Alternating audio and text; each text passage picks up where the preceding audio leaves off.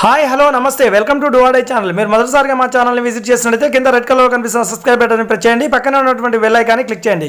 త్రిశంకు విఆర్ఓలు 700 మంది ఎంపికైన పోస్టింగ్కు దూరం, సంస్కరణల ప్రచారంతో ఆగిన నియామకాలు.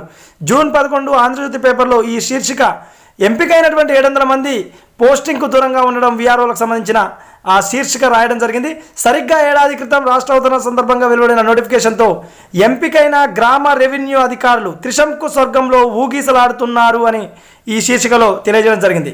టీఎస్పీఎస్సీ 700 మంది విఆర్ఓలను ఎంపిక చేసింది. ఆ జాబితా భూ పరిపాలన ప్రధాన కమిషనర్ సిసిఎల్ఏకి కూడా చేరినట్టు ఇక్కడ రాయడం జరిగింది.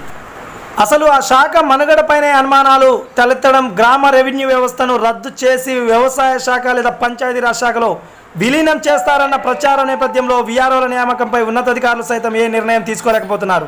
రాష్ట్రంలోని 11,000 రెవెన్యూ గ్రామాలకు 7,039 విఆర్ఓల పోస్టులు ఉన్నాయి. ఇందులో 5,088 మంది విఆర్ఓలు పనిచేస్తున్నారు. 1951 పోస్టులు ఖాళీగా ఉండగా ప్రభుత్వం 700 విఆర్ఓల భర్తీకి చర్యలు చేపట్టింది. కానీ త్రిశంకు స్వర్గంలో ఈ 700 మంది విఆర్ఓ పోస్టింగ్ ఇవ్వకుండా ఉన్నట్టు మనకు ఈ శీర్షిక ద్వారా స్పష్టమవుతుంది.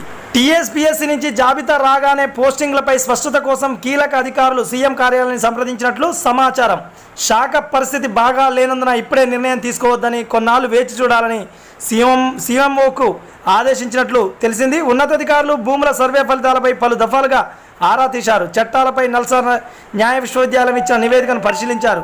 అయితే రెవెన్యూ శాఖను ఏం చేస్తారో స్పష్టత వచ్చే వరకు విఆర్ఓ అభ్యర్థుల పోస్టింగ్ కోసం వేచి చూడక తప్పని పరిస్థితి ఏర్పడిందని, ఇప్పటికే ఏడాది దాటిపోయిందని బాధపడుతున్నట్టు కూడా ఇందులో ఆంధ్రజ్యోతి పేపర్లో రాయడం జరిగింది. ఏదేమైనా విఆర్ఓలకు అత్యంత త్వరలోనే పోస్టింగ్లు ఇవ్వాలని, వాళ్లకు ఉన్నటువంటి మనోవేదనను తొలగించాలని మా డువాడే ఛానల్ మనస్ఫూర్తిగా ఆకాంక్షిస్తుంది. ఇది డువాడే ఛానల్ సంబంధించిన సమాచారం. మరొక మంచి వీడియోతో మరింత సమాచారంతో మీ ముందుకు వచ్చే ప్రయత్నం చేస్తాం. అప్పటి వరకు ఉంటామండి.